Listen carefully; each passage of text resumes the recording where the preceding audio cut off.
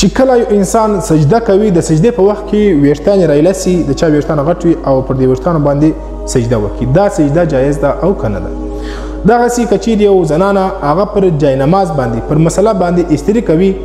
آیا پر دې مسله باندې بیا لمونځ کول جایز دي او که نه دي؟ نو اوله مسله جواب دا دی چې کله یو انسان هغه ویښتان غټ شوي او چې کله بیا د سجده کوي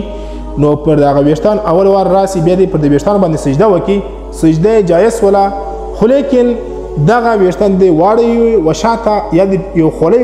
پر سر کې چې دا ویښتان یې بې رایله نه سي په دې کې لمونځ نه خرابېږي سجده بالکل صحیح ده. او دغسې که چیرې یو زنانه یا یو څوک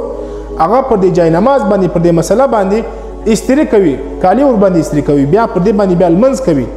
پر دې باندې بیا لمونځ کول جایز دي خو لیکن د ادب خلاف دی چې کوم شي باندې ته لمونځ کوي لمونځ یو ښایسته عبادت دی هغه شی بیا ته بل شي دپاره بیا مه استعمالوه. نو دغه ویډیو د ثواب په خاطر باندې ضرور مخته در سره شیر کړئ.